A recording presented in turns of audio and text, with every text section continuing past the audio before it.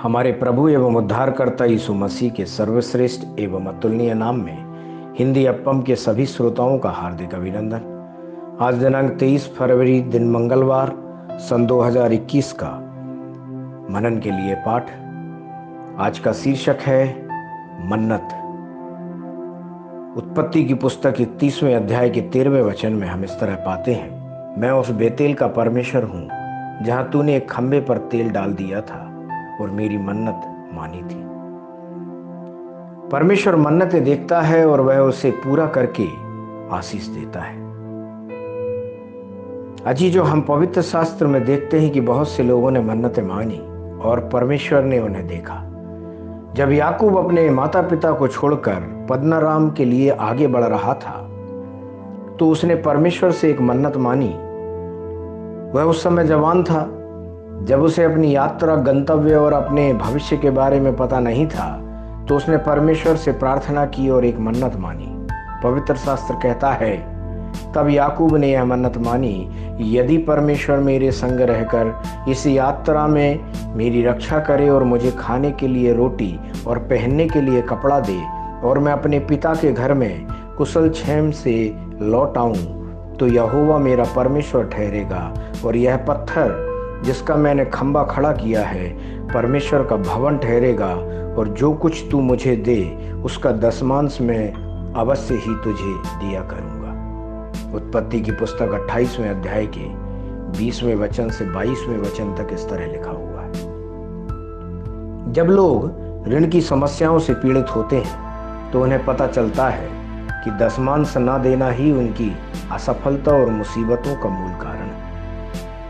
जब भी नियमित रूप से दशमांश अर्पित करने का संकल्प लेते हैं तो परमेश्वर दुखों को दूर करते हैं और उन्हें आशीष देते हैं। हमेशा याद रखें कि परमेश्वर आपकी मन्नत को देखते हैं। हन्ना ने एक मन्नत मांगी। कई सालों तक उसे मां न बन पाने के कारण निंदाएं एवं शर्म को सहन करना पड़ा। अंत में हन्ना ने परमेश्वर के सामने एक मन्नत मानी, हे सेनाओं के यहोवा, यदि तू अपनी दासी के दुख पर सचमुच दृष्टि करे और मेरी सुधि ले और अपनी दासी को भूल न जाए और अपनी दासी को पुत्र दे, तो मैं उसे उसके जीवन भर के लिए यहोवा को अर्पण करूंगी और उसके सिर पर छुरा फिरने न पाएगा। पहला शमूएल की पुस्तक 1 अध्याय के 11वें वचन में हम ऐसा पाते हैं। परमेश्वर ने उसकी प्रार्थना और मन्नत को ग्रहण किया और उसे एक बच्चे के रूप में एक अद्भुत भविष्यवक्ता शमूएल दिया। दानियेल की मन्नत को देखें। दानियेल ने दृढ़ता से अपने दिल में ठान लिया कि वह ना तो राजा के विलासपूर्ण चीजों का हिस्सा बनेगा और ना ही उस शराब को हाथ लगाएगा जो राजा प्रदान करता है। इस प्रतिज्ञा के परिणाम स्वरूप परमेश्वर ने दानियेल को ऊंचा उठाया। परमेश्वर ने उसे बेबीलोन के सभी बुद्धिमान लोगों से भी अधिक ज्ञान दिया।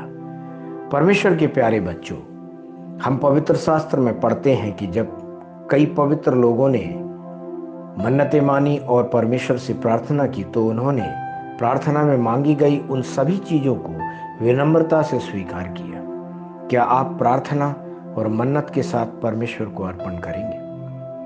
ध्यान करने के लिए आज जो वचन लिया है गिनती की पुस्तक उसके 30वें अध्याय के 2 वचन से, जहां इस तरह लिखा है, जब कोई पुरुष यहोवा की मन्नत माने या अपने आप को वाचा से बांधने के लिए शपथ खाए तो वह अपना वचन ना टाले।